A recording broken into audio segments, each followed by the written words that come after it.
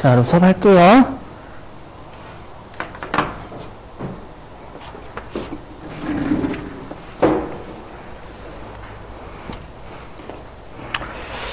자, 일단 그 2교시 좀 지루해요. 2교시 많이 특히 3교시가 좀 중요하다고 생각하세요. 오늘하고 내일. 그죠? 오늘하고 내일이 제일 중요한 날입니다, 여러분들. 마치 우리 회계 처음 할 때 분계 끊는 거 있죠? 그거하고 똑같은 애가 2장에 있어요, 2장에. 그죠? 거기가 안 되면, 법인세 전부가 안 됩니다. 자, 보시죠. 자, 1장, 자, 법인세하고 소득세의 비교. 여기는 여러분들이 뭐만 좀 보시면 돼요. 말문제, 거의 말문제 위주로네요, 여기 1장은. 알죠? 여기서 잘 나오는 거 위주로만 체크하시고 넘어가면 됩니다. 실기는 4장부터 나옵니다, 4장부터. 보시면. 자, 일단은 여러분들 우리가 소득에 대해서 과세하는 세금이 법인의 소득에 대해서 과세하는 게 법인세고요. 개인이 벌어들인 소득에 대해서 과세하는 게 소득세법이죠, 여러분들. 근데 우리가 소득세에서는 개인이 벌어들인 소득의 원천별로 2배사, 근연기, 퇴양 이렇게 8가지로 나누죠, 여러분들. 퇴직, 양도까지 해서. 근데 법인은 뭐라고 되어 있냐면 법인은 원천설이 아니라 이렇게 되어 있어요. 순자산, 증가설 이렇게 되어 있습니다. 그럼 우리가 순자산이라는 게 자본이잖아요. 그러니까 자본이 증가하는 거면 세금을 다 때려버리겠다 그 뜻이에요. 그럼 우리가 자본은 별도로 존재하는 개념이 아니라 자산에서 부채를 차감한 나머지가 자본의 정의잖아요. 그럼 우리가 자본이 증가하는 건 자산이 증가하거나 또는 부채가 감소하는 거죠. 그러니까 자산이 증가하거나 부채가 감소하는 게 있으면 그거에 대해서 원칙적으로 다 때려버리겠다라는 거예요.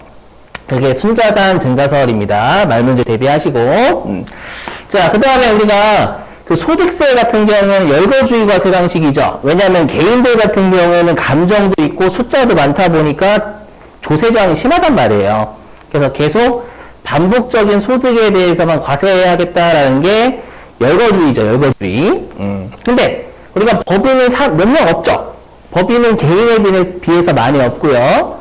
그리고 감정이라는 것도 없어요. 그러다 보니까 그냥 법인은 법에 열거를 해놓고 법에 열거된 거가 아니라도 여기 자산이 증가하거나 부채가 감소하는 거면 포괄적으로 다 때려버리겠다라고 하는 걸 우리가 포괄주의 과세 방식이라고 합니다.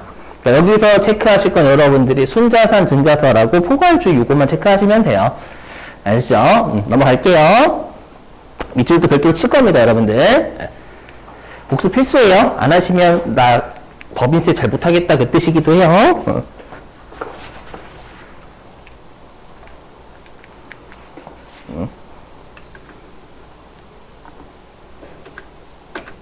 왜 안 넘어가죠?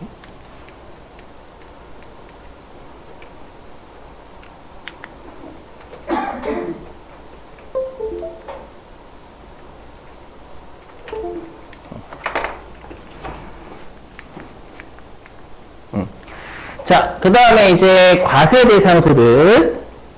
자, 여러분들 우리가 소득세에서 배웠지만 소득세도 우리가 다음 연도 5월 달에 신고할 때 수익에서 비용을 빼서 이익에 대해서 우리가 신고하죠. 맞죠? 그럼 우리가 수익은 회계에서도 우리가 수익. 회계에서는 수익이라고 하는데 법인세법에서는 수익을 뭐라고 하냐면 입금이라고 부릅니다. 암기사항이에요, 반드시. 앞으로 맨날 보시려면 맨날. 알죠? 수익을 법인세에서는 입금이다라고 표현하고요. 그 다음에 법인세에서는 비용과 유사한 개념을 손금이라고 합니다. 외워주셔야 되겠죠? 암기 꼭 해주시고. 차감해서 계산을 해요. 그래서 우리가 입금에서 손금을 빼낸 걸 우리가 뭐라고 하냐면 각 사업연도 소득금액이다라고 합니다. 됐죠? 우리가 그 회계 기간이 1월 1일부터 12월 31일이잖아요. 좀 이따 배우시겠지만 법인은 여러분들 그 회계 기간을 마음대로 선택할 수가 있어요. 그 사업연도라고 하거든요. 우리가 과세 기간이라고 부르는 걸 법인세에서는 사업연도다라고 불러요. 근데 우리 시험에 나오는 회사는 다 사업연도가 1월 1일부터 12월 31일인 법인을 출제합니다. 그래서 앞으로 별도 연구 없으면 사업연도는 1월 달부터 12월 달이에요. 맞죠? 그래서 회계의 당기순이익과 유사한 개념 우리가 각 사업연도 소득금액이다라고 부르고요. 여러분들이 앞으로 주거장창 실기에서 배우실 건 요 각 사업연도 소득금액이에요. 나머지 아래에 있는 세 개는 이러한 소득이 있나 보다라고 말문제만 대비하시면 됩니다. 알죠? 자, 그 다음에 두 번째 토지 등 양도소득 뭐냐면 여러분 개인은 주택이 있는 게 맞죠? 그렇죠? 개인은 주거할 주택이 있어야 되잖아요. 근데 법인이 주택이 있다 그럼 말이 안 됩니다. 맞죠? 법인이 주택이 왜 있어야 돼? 맞죠? 그렇기 때문에 우리가 법인이 주택이나 특히 별장은 여러분 당연히 과세해야죠. 별장이라든지 이 비사업용 토지를 내가 팔았대요. 법인이요. 그럼 이건 누가 봐도 부동산 투기입니다. 그렇죠? 그래서 부동산을 투기하는 걸 방지하기 위해서요. 만약에 삼성전자가 별장을 팔았다. 라고 하면 각 사업연도 소득도 때려버리고 토지 등 양도소득도 때려서 이중과세를 해버려요. 그러니까 우리가 원래는 이중과세는 안 되지만 이중과세를 예외적으로 허용을 하는 겁니다. 부동산 투기 방지를 위해서. 그렇죠? 이 정도만 생각하시면 돼요. 토지 등 양도소득은 부동산 투기 방지 목적이다. 이 정도만요. 알죠? 자, 그 다음에 이제 청산소득입니다. 여러분들이 좀 알고 계셔야 될 게 뭐냐면은요. 자, 열어보실게요. 자, 우리가 회계는 유용한 정보를 제공하는 게 목적이기 때문에 시가를 추정을 해서 이용자들한테 알려줘야죠. 그래서 세법은 유용한 정보 제공하는 게 목적이에요? 아니요. 세법은 유용한 정보 제공은 관심 하나도 없어요. 세법은 세금을 걷는 게 목적이지 주주하고 채권자한테 보고하는 게 아니란 말이에요. 그래서 우리가 법인세는 좀 나중에 할 건데 미실현된 손익을 원칙적으로 인정하지 않아요. 평가 이익이나 평가 손실을 원칙적으로 인정하지 않습니다. 왜냐면 시가는 주관적이다라고 생각하는 거예요. 아시죠? 그래서 미실현된 이익, 그래서 나중에 할 건데 우리 단기매매증권 평가이익 같은 것도 인정하지 않아요. 원칙적으로. 아시죠? 그러다 보니까 여기가 예를 들어보면 듣고 버리셔도 돼요. 만약에 내가 단기매매증권을 샀어요. 자, 내가 단기매매증권을요. 네, 50억 주고 취득했대요. 취득했고요. 얘가 이제 12월 31일 날, 이 단기매매 증권의 시가가 70억이 된 거예요. 요거에 대해서 법인세는 과세를 하지 않아요. 왜냐면 이거 실현된 거 아니거든요. 이거 뭐야, 왜 이래. 이거 실현된 거 아니기 때문에 과세를 하지 않습니다. 아시죠? 그랬다가 얘를 실제로 이제 여기 청산 보이시죠? 청산을 이제 법인을 파는 거잖아요, 이제. 맞죠? 법인을 청산하게 되면 회사가 가지고 있는 자산을 전부 다 팔죠? 팔아서 채무자, 우리가 이제 빚을 먼저 갖고 나머지를 주주한테 돌려주잖아요, 여러분들. 그랬을 때, 만약에 청산을 할 때, 그때 내가 단기매매 증권을 시가 70억에 팔았대요. 그러면 여러분들 처분한 건 실현이 된 거예요? 실현이 안 된 거예요? 그래서 실현이 된 거죠. 그럼 이때 20억을 이때 때려버리는 거예요. 아시죠? 그래서 미실현된 이익에 대해서 나중에 실제로 실현이 되면 그때 과세를 때리겠다라는 겁니다. 그래서 여러분들은 청산소득은 그냥 이거요. 미실현된 이익을 과세한다라고 생각하시면 됩니다. 여기는 말문제 그냥. 맞죠? 위에 있는 각 사업연도 소득이 중요하지 얘네들은 1장에서 배우고 끝나요. 알죠? 이 정도. 자, 그 다음에 세 번째 미환류소득. 여러분들 환류라는 게 흘려보내는 걸 환류라고 하거든요. 환류. 그럼 미환류는 흘려보내지 않았다라는 겁니다. 특히 여러분들 우리나라 기업들이 많이 저평가되어 있죠. 그죠? 왜냐하면 약간 주주들이나 이런 주주들을 위한 기업들이 많이 없어요. 애플이라든지 미국 기업들은요, 주주를 좀 위해 가지고 막 배당도 많이 주고, 환원도 많이 하고, 주식도 많이, 소각도 많이 해요. 근데 삼성전자나 이런 우리나라 기업들 그렇게 하는 회사가 잘 없어요. 솔직히 말씀드리면. 그리고 엄청나게 회사를 분할이 되죠. SK 엄청 나오잖아요, 여러분들. 근데 구글이 여러분들 혼자 상장돼 있죠. 나머지 애들 상장 안 돼 있고. 맞죠? 유튜브만 상장해도 엄청나게 대박 날 거란 말이에요. 구글이. 근데 상장 안 하잖아요, 여러분들. 맞죠? 그러다 보니까 뭐냐면 배당을 정말 안 줘요. 네이버도 배당 진짜 안 주고 카카오도 배당 진짜 안 줍니다, 여러분들. 그러다 보니까 야, 대기업들이 너희들이 가지고 있는 현금을 좀 많이 벌었으면 종업원들 월급도 좀 많이 주고 그 다음에 사람들도 좀 고용하고 주주한테 배당 좀 주라는 거예요. 그런 것들 안 했다? 라고 하면은 너희들이 경기 활성화를 위해서 기여를 안 했네? 그럼 때려버리겠다라는 겁니다.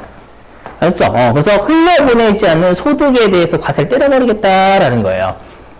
여기에서 법 소정 기업인데 대기업이라고 생각하셔도 무방하세요. 그렇죠? 그래서 미완료 소득은 그냥 대기업이 흘려보내지 않는 소득에 대해서 과세한다 이 정도만 생각해 주시면 되는 겁니다요. 알겠죠? 넘어갈게요.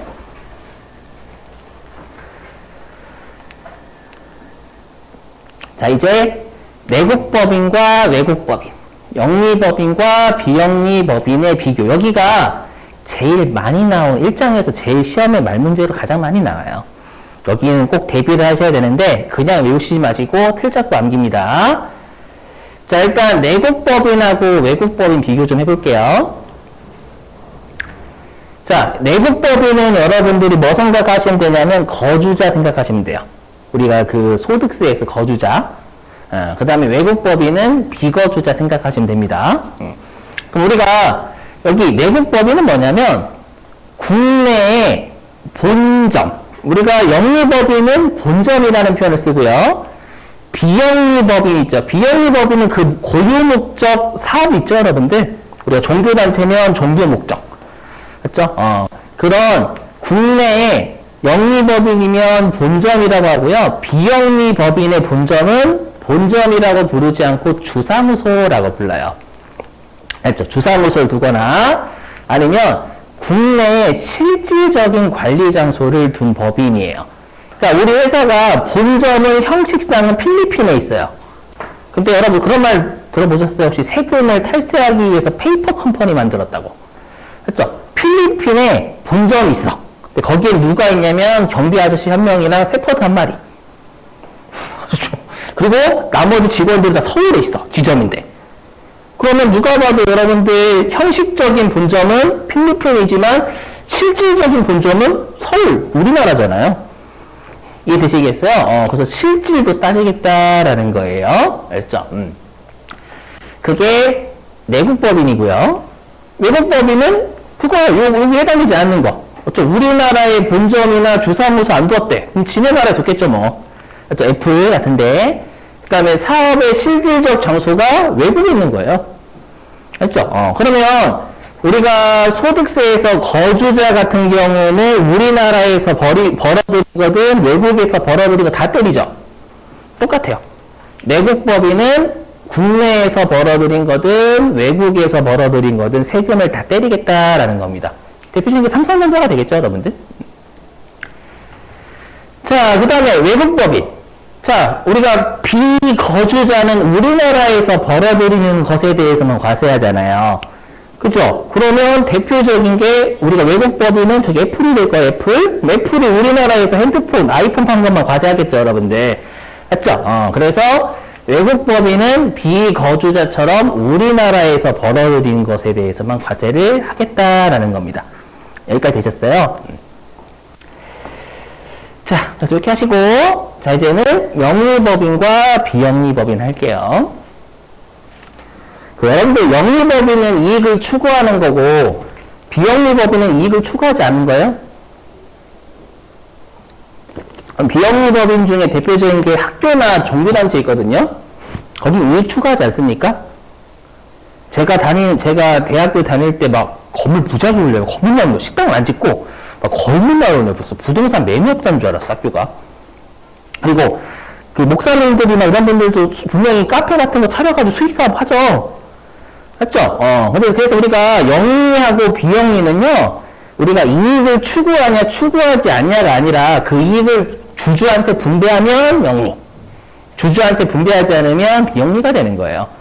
맞죠? 그래서 여러분들이 만약에, 그 기독교나 그러니까 종교 다니시는데 삼성전자는 주주가 있죠. 근데 여러분 기독교 가셔가지고 그 목사님한테, 목사님 그 교회 지분율 몇 %예요? 라고 두드려 맞겠죠, 목사님한테. 알죠? 교회 주주가 어딨어.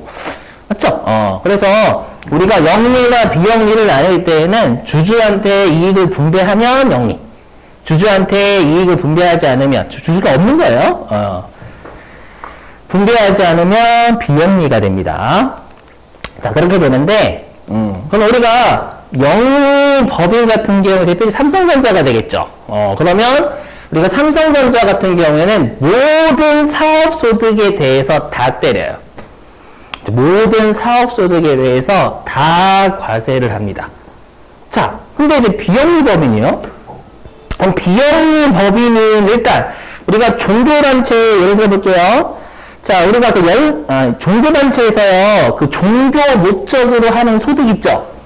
그것들은 과세하지 않습니다, 여러분들. 뭐, 장애인 복지시설이나 아동 복지시설에서 그들을 위해서 하는 거 여러분들 과세하면 안 되겠죠?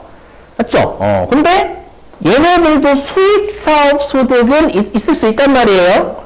대표적인 게 여러분들 연세대학교에서 또는 연세대학교에서 연세우유 팔거든요, 연세우유. 그쵸? 연세우유를 파는 건 수익사업 소득입니다. 근데 연세우유를 팔아서 벌어들인 걸 어디에 쓰냐면 장학금 같은 데 쓰려고 하는 거죠. 맞죠? 이거에 대해서 원칙적으로 과세하면 안 돼요. 왜 과세를 하면 안 되냐면 수익사업 소득이 있지만 이런 비영리법인은 고유 목적 사업에 맞게 거기에 쓰기 위해서 수익사업을 하는 거니까 원칙적으로 과세를 하면 안 돼요.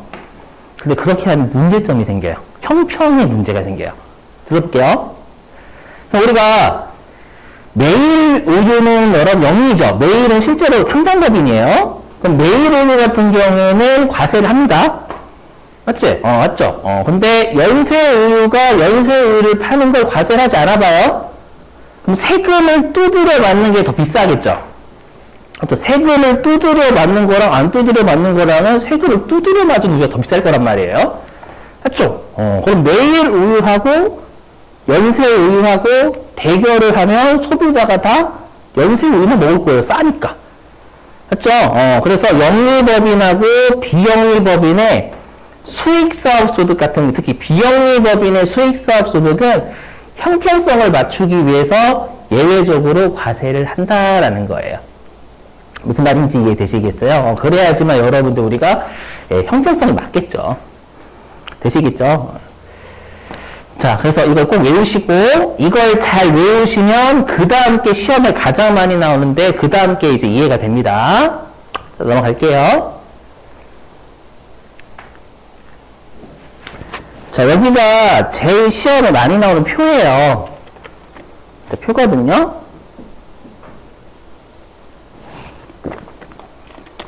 자, 이걸 그냥 외우시는 게 아니라, 자, 틀 잡고 외우시는 겁니다. 자, 보시면. 자, 여기 영리내국법인 있죠? 영리내국법인 같은 경우에는 일단은 여기 내국이니까 국내외 다 들어와야 되겠죠? 국내외가 아까 영리법인은 모든 사업소득이다 라고 했었잖아요.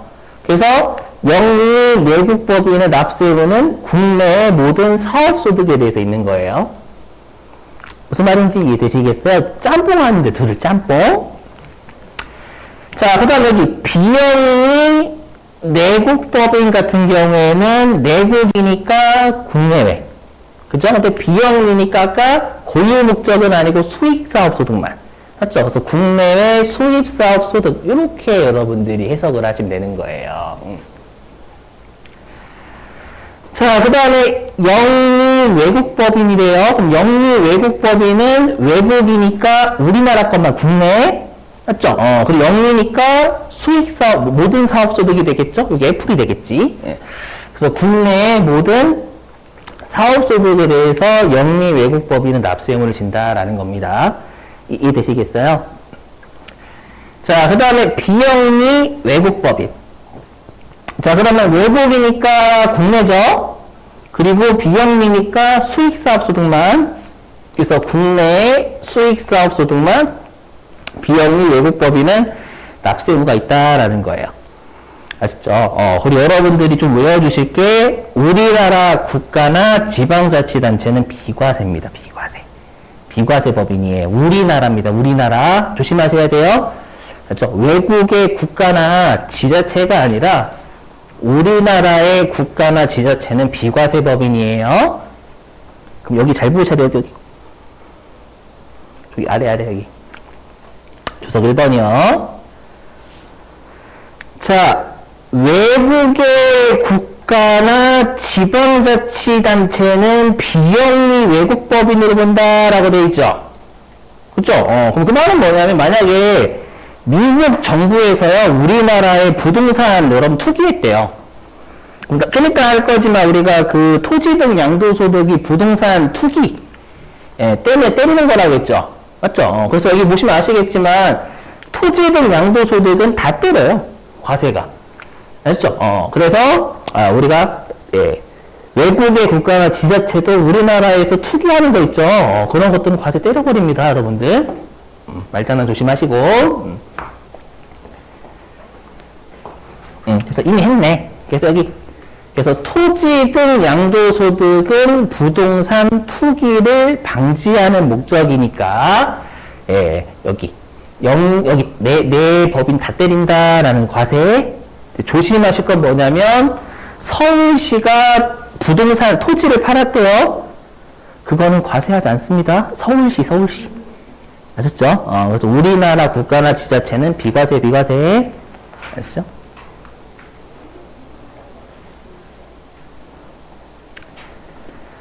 자, 그 다음에 청산소득. 자, 청산소득인데 일단 여러분들 여기 외국법인 있죠? 외국법인은 청산소득에 대해서 과세하지 않습니다. 왜일까요? 외국법인 청산을 어디서 할까요? 자기 나라 가서 자기 나라. 우리나라에서 청산하는 게 아니라 지네 나라 가서 청산하기 때문에 우리나라가 가서 과세를 못해요. 이해되시겠죠?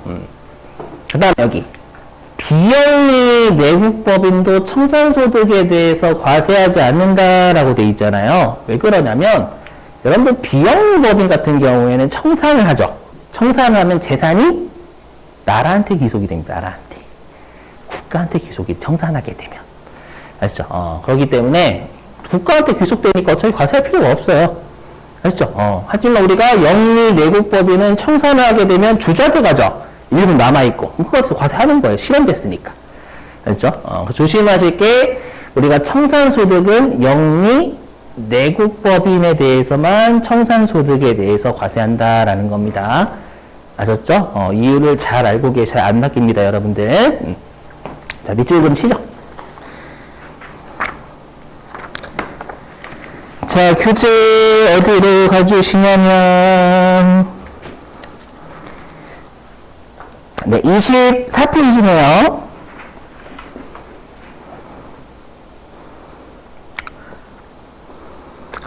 자, 24페이지에 1번 법인의 과세 소득 있죠?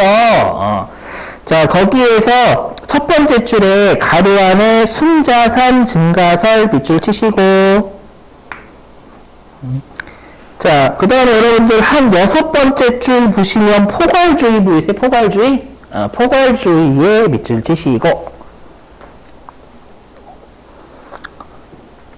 자, 그 다음에 25페이지.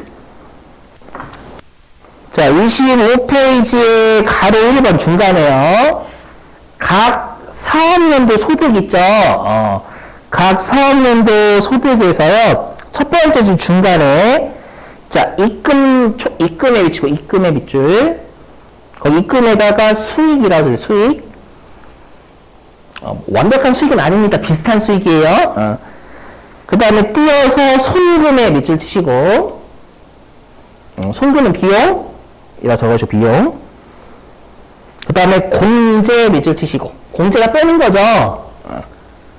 자, 그리고 두 번째 줄에 전부 다 밑줄입니다. 일반적으로 법인세라고 하면 이를 의미한다라고 하니까 제가 앞으로 뭐 토지 등 양도소득입니다 라고 언급 없으면 다 각 사업연도 소득이다라는 뜻이에요.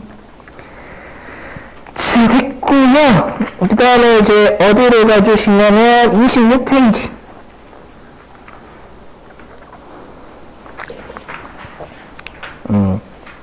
자, 26페이지 가로 1번.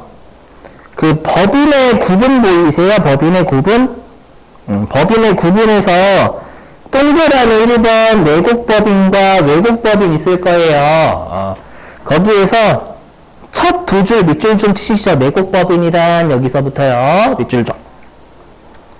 자, 내국법인이란 법인의 본점이나 주사무소 또는 사업의 실질적 지배 관리 장소를 국내에 둔 법인을 말한다. 밑줄 치시고. 자, 그 다음에 그 네 번째 줄에 내국법인은 보이시죠? 네 번째 줄이요. 거기서부터 다섯 번째 줄 제한납세의무까지 밑줄입니다. 자, 내국법인은 국내 국외 원천소득에 대해서 납세의무를 지고 무제한 납세의무. 외국법인은 국내 원천소득에 대해서만 납세의무를 진다. 제한 납세의무 여기 밑줄 치시고. 가장 중요한 게 맨 아래 26페이지 맨 아래 가로 2번 법인 종류별 납세의무 보이세요, 여러분들? 별표에 별표. 여기가 제일 많이 나와요, 시험에. 1장에서요. 자, 그리고 또 어디에 밑줄 치시냐면 26페이지 맨 아래 주석 3번 있죠? 주석 3번. 자, 밑줄 좀요. 자, 외국 정부나 지방자치단체는 비영리 외국법인으로 취급하지 비과세가 아닙니다요. 아셨죠? 암기 좀 해주죠. 자, 됐어요. 자, 이제는 27페이지.